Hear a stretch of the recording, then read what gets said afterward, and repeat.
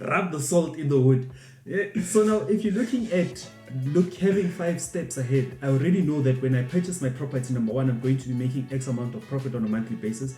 Number two, I'm going to be making X amount of profit, more than what is making, right? And then number three, I need to know when am I actually planning to exit the deal. Because now, if you're going to be looking at it from what Neo was speaking about and saying that we're stretching it out through the 30 years and I'm going to hold the property for 30 years and he's going to own it for only 20 years, definitely sure he's going to be making more money than I am. However, if I'm saying that I'm going to sell it within 10 years, at least I know that I'm going to be making more money than he is. So it's clear that we really need to question when it comes to property investing what we say, that because we're number fanatics. So even when it comes to the property investing, we focus on numbers. So I'm not going to be going into a deal because I'm paying less on a monthly bond. I'll further question it that how does this affect my overall strategy? Because yes, you could be paying less on a monthly basis. However, it's not taking you to that desired goal. Financing. A lot of people get in terms of I need finances to invest in property. However, now the question is that we do not question the type of financing that are out there. And that's what we will be doing today, looking at financing and property investing. At first, it was hard for me to comprehend that somebody would actually purchase a home using their credit cards. When you're looking at your personal loan, right, it's something similar to what we spoke about earlier on as a private lender. So when you're looking at your personal loan, the most that I've seen a personal loan stretched to is around 6 years, right? But normally it's 5 years. Now the thing is, if I borrow 300,000 and I want to pay it off within 5 years, I'm going to be paying a whole lot of money, right, on a monthly basis. Now with this one of personal loan and your credit card, right, when you're looking at these two, you understand that you have to pay it within the next 5 years. Now if you're having to pay it within the next 5 years and you don't want to actually go around the home loan, it would also be better for flip, right? Whereas in the next 6 months, again, considering the percentages and the return on investment on your particular flip. Now, if I'm saying that my flip is going to be giving me 35%, and I went to the bank and the bank said 15%, I just need to make sure that I have those monthly payments for the next 6 months, so that when I do actually exit the deal, I know that I can pay off the loan rather. Now let's look at home loans. This is where things get exciting. Wait. These are my notes, bro. I'm taking this one. Or did you want us to speak about this? Okay, go through. These are my notes. I also have my notes. Let's go through to home loan. So a lot of times, going back to us saying that we only focused on ownership, sometimes we're pitched a property deal whereby they're saying that they're stretching it. Instead of it being 20 years, it's being stretched to 30 years. Some people will jump into that deal. Other people will be like, but why are you stretching it from 20 to 30? Other people will deliberately say that I would like mine to be stretched out from 20 years to 30. Whereas you also find people that are still saying that from 20 years, I'd still like to minimize it to about 10 years. So again, let us understand the back office when it comes to property investing. And if you do want us to further elaborate on this, maybe in the property deal that you have or a property deal that you're looking at, just head over to our bio. There's 2 links. One is our email, and then the second one, you can literally book a Zoom meeting with us. It's going to be one-on-one, whereby we're discussing the situation at hand. Going back to the loans, the personal loans, that we really need to be careful of, and people are not necessarily paying attention to this. And the reason why we need to pay attention to this is because at the end of the day, we will be paying at the end of the month. So I'd rather pay attention to these numbers and understand that how will this affect me. So if I'm looking at 2 scenarios, I liked doing this. Every time when we have a workshop and I go first, I always use Lebo as a bad example. So you're about to experience what I do in our workshops. So there's person A and there's person B. So my name is Neo for everyone that doesn't know me. And this is my brother, Lebo. And we are property investors, and we also host property workshops across South Africa. Last year alone, we hosted 6. And this year again, we would like to really push. So we both bought an apartment, right? I bought my apartment, he bought his apartment. I bought mine for 1 million, he bought his for 1 million. Same, 2-bedroom. Now the number of years again, for me, it was 20 years. Then for Lebo, it's 30 years, because he was pitched that, man, you know what, instead of making it 20 years, what we can do for you is make it 30 years. And then the interest was the same to balance the situation. So the interest, we're looking at 10.5 for myself and 10.5 for him. And then lastly is that the deposit is 0. Now if we're going to be looking at the monthly bond, for myself, which is 20 years, at 10.5% with no deposit, I'll be looking at a bond of 9,983.80 versus our brother over here who went for the 30 years. He'll be paying 9,147.39. So if you're just focusing on that, right, and this is where a lot of property investors find themselves in, that, but 30 years I'm paying less. So for 30 years, can you please check out the difference for me, brother? Mm-hmm. I'm sorry to put this pain on you, man. It's 9,983.80 minus 1,983, yeah. 80 Yeah. minus 9,147, 9,947, 39. okay, that's 836. You won't be paying as much as someone who's paying for 20 years. So already now, anytime we hear sale, I know this even with your retail, man, they'll hit you with this thing that up to 50% discount. And then you get there hoping that everything is for 50%, whereas they're saying up to 50%. So you find out that majority of the sale is about 10, 15. Then you just get that one item, that weak one that nobody wants to buy, which is going for 50. So it's the same when it comes to property investing, that let's really question this 836, because yes, when somebody's saying you'll be paying less than 836, trust me that a lot of people will jump into this deal. But one thing that I know for sure, the 140 people that are here right now, we're going to further question this, that what does this really mean for me? So let's go. To summarize everything, so if I'm looking at a total payment within 20 years of 10.5%, right, for 20 years, I would have paid back, yes, the loan that I took, it was for 1 million. I would have paid back with that duration on time. I need to swallow there before I make a mistake there. I get butchered. I don't want to trend. Probably somebody's recording this. It'll make you trend. 2,396,111.73. That's how much I would have paid for 20 years. Yes, a lot of people, when we pitched this, you ran away and you said, but I'll be paying 836 less.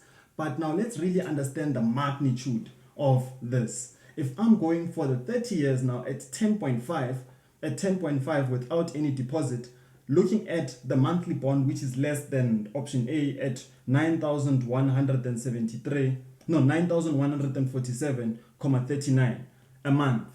After 30 years, I would have paid back. Are you ready? I'm ready. Listen carefully. 3,293,061 rands. So it's clear that we really need to question when it comes to property investing what we say, that because we're number fanatics now. So even when it comes to the property investing, we focus on numbers. So I'm not going to be going into a deal because I'm paying less on a monthly bond. I'll further question it, that how does this affect my overall strategy? Because yes, you could be paying less on a monthly basis. However, it's not taking you to that desired goal. To be honest with us, our approach, right, in conclusion, when it comes to property investing is that we're not for no money down. It's the same as somebody asking us something that, gents, do you think that I can invest with X bank without using money? That's not our type of content. We focus on credit, we focus on cash, and then our main thing is how do we align our goals with these two strategies? Because at the end of the day, if you are too focused on, here's another example, last one. Here's another example, right? A lot of people will be like, I want no money down strategy, in a sense whereby I'll apply for 120%. 120, the loan will be 120%. So looking at it for 100, even 110, either or. Looking at it, so what will then happen is that you'll get the full bond of the property, and then you'll also get a surplus to finance your transfer costs and your other lawyers. Now, if I'm looking at it that way, yes, I didn't put no money down. I didn't put money down from my side. But then now, if I'm looking on a monthly basis, I'm making a huge loss. Then I'd really question again that what was the purpose of me holding on to this no money down notion? Yes, if I'm to go about no money down notion, I'm left with about 2,000. Send me that deal now, I'll sign today. But if I'm being realistic, throughout all our experiences, us finding no money down has been really difficult. And let's just focus on the basics. Credit and cash, looking at the 62 banks and 18 domestics. Yeah. I mean, the point that you're actually driving across is that you need to know how much you're going to be making on the property before you even sign on that offer to purchase, right? So say for instance, if right now I know that from this rental amount or this rental property that I'm getting, I'm going to be getting 15,000, then I know that I'm going to be able to afford the 9,983 on a monthly basis. However, the problem is when a lot of people don't know how much they should be expecting from that particular property, and they get to a situation whereby they have to pay the 9,900, and now they were actually getting paid around 8,000 from their rental amount. So that's something that you really need to consider. So now looking at the two, right? At the two situations, the 30 years and also the 10 years. 30 years that was by default given to me, right? Would you say that the 20 years is the sweet spot, looking at not trying to pay the bond quicker, however at the same point also not stretching it to a point whereby it's actually going to be killing you? I mean, we also need to look at it. It's the sweet spot because it's right there in between me stretching it to 30 years, 20 years. And I know some people out there will say that, how about we make it 10 years?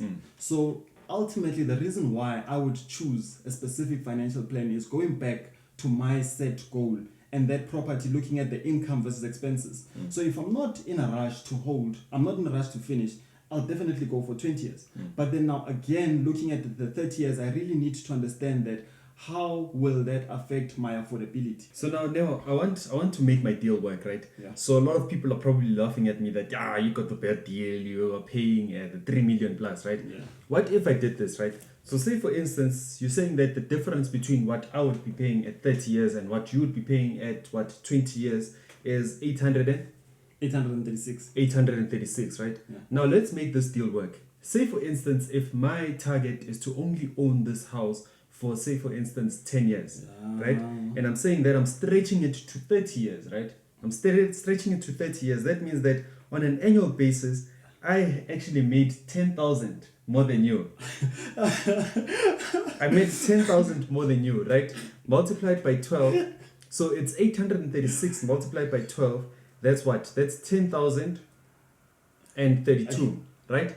Now, if I'm saying that I made 10,082 more than he did, and now we're looking at an average of 10 years. So I'm going to sell this baby at 10 years. Man. No, come on, man. You don't I'm selling this baby at 10 years. To do what you're doing right now. So 10 years, you put me on the spot, man. You put me on the spot. So now after 10 years, I would have made actually 320,000 more than you did.